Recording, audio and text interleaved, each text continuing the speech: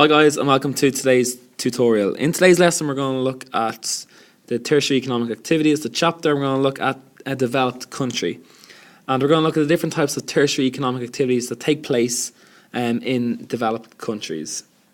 Okay, so first of all, what type of services and what would be examples of different type of tertiary economic activities that take place in a developed country? Well, we'll look at Ireland as a developed country, and I'll show you some now. So in Ireland, as a developed country, and other developed countries will have these services. Okay, so we've got communication services such as radio, TV, newspapers, administrative services such as office staff, personnel such as dentists, doctors and barbers, repairs such as mechanics and IT technicians, teleservices such as 11811, customer support, construction such as carpenters, plumbers, tourists and leisure, we'll have golf caddies and hotel staff. Business, we've got advertising and accountancy. Financial, we've got banks and credit unions. And distribution, we've got transport. Okay, so these are just some services that you may find in a developed country. And these services are very, very important to a developed country because they bring in a lot of foreign currency into the economy, and this helps to really drive and grow the economy. So now we're going to look at the tourist industry in Ireland, okay? And the first thing we need to know is that we've got Fáilte Ireland.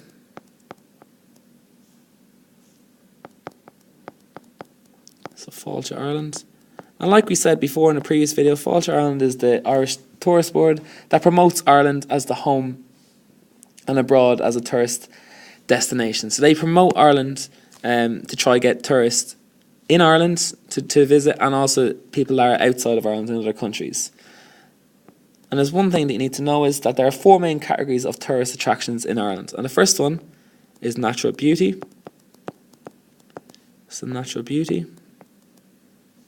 Sorry. The second one is beaches and coastline. Beaches and coastline.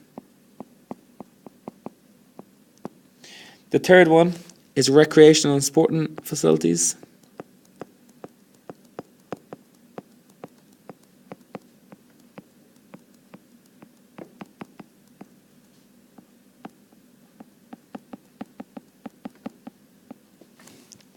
And the last one is city breaks. So these are the four areas that people, that tourists come to visit Ireland. So I'll just highlight them. So the first one is for natural beauty. The second one is for beaches and coastline. The third one is for recreational and sporting facilities. And the fourth one is for city breaks. So I've just highlighted here some pictures just to show you some examples of what I mean for each of these types. So for natural beauty, we have Glendalough down here. For beaches and coastline, we've got like the Cliffs of Moher, which is a big tourist attraction. For recreational and sporting facilities, I've got like Crow Park here. I can also have like the Aviva Stadium and Thomond Park and so on. For city breaks, we've got Dublin. So this just gives you an indication of like what I actually mean when I split these up into the four different groups. Okay, so I've highlighted some of the natural beauty places that we have in Ireland.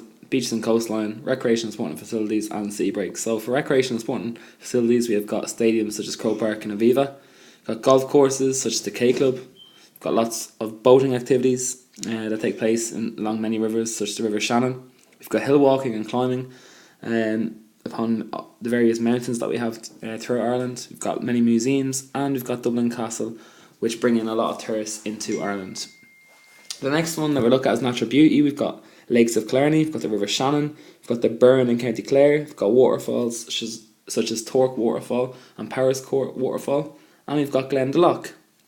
And then we've got beaches and coastline. We've got Dingle Peninsula, we've got Cliffs of Moher, Dunleary Beach, Giant's Causeway and Lahinch Beach. And the last one we've got for city breaks, we've got Dublin City, Cork City, Limerick City, Galway City and Belfast City. So these are just some of the attractions that make tourists come to Ireland for the various headings of recreation and sporting facilities, for natural beauty, for beaches and coastline, and for city breaks.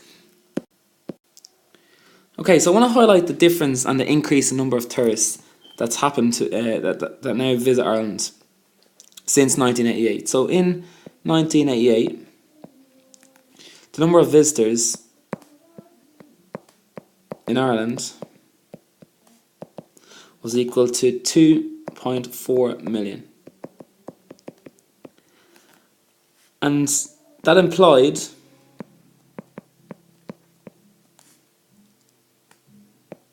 67,000 people in tourism in Ireland.